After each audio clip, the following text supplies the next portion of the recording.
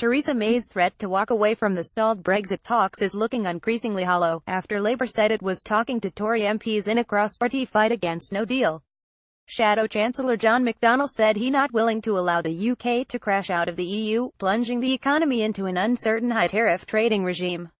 He said there was no majority for such an outcome in Parliament, and Westminster would assert its will to stop the UK government going ahead with it.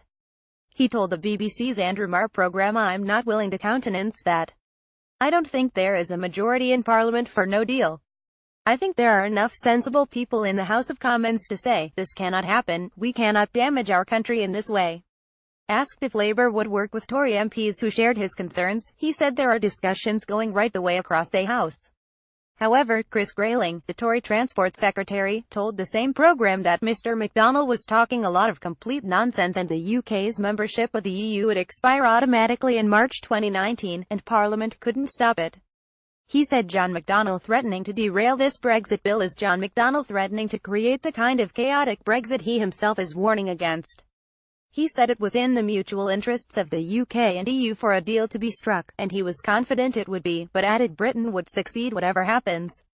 Asked what would happen to food prices if there was no deal, he said farmers would grow more here and well buy more from around the world.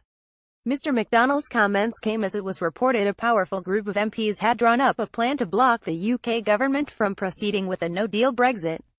Former Tory Chancellor Ken Clarke, Labour, Lib Dem, Green and SNP MPs in the group want Parliament to be able to veto a no-deal outcome, possibly via new legislation. Lib Dem Brexit spokesman Tom Brake said the Lib Dems will work with any party to stop a no-deal scenario and would vote against a no-deal outcome in Parliament.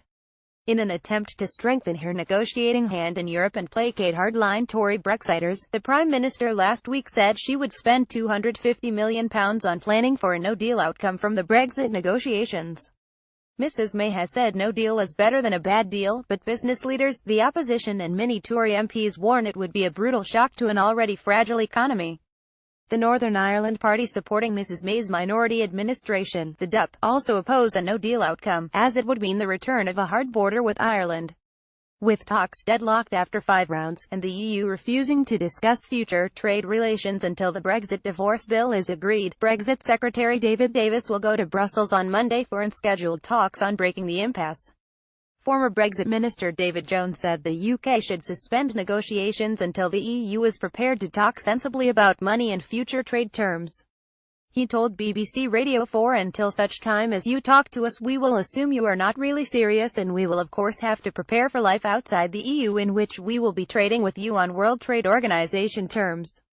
The main Brexit legislation, the EU withdrawal bill, had been expected to feature in the Commons schedule for the coming week, but has been delayed as the government studies 300 amendments and 50 proposed new clauses. Shadow Brexit Secretary Sir Keir Starmer said the divorce bill should be kept as low as possible and suggested Labour might pay the EU after Brexit for customs union access. He told ITV's Peston on Sunday, "If economically it's better off to have an arrangement that works for our businesses and secures our economy, then we would do it." SNP Brexit Minister Michael Russell will on Monday attend the first UK-wide Joint Ministerial Committee on the EU since February. He said he hoped the London meeting would advance Scottish and Welsh government demands for major changes to the EU withdrawal bill to stop it undermining devolution. He said it is vital, not just to Scotland but for the whole of the UK, that efforts are redoubled to deliver a breakthrough that will secure a deal that limits the damage as much as possible for individuals and businesses, and which protects devolution. Tory First Secretary of State Damien Green said he wanted to see progress on agreeing which powers repatriated from Brussels will be shared UK-wide in common frameworks.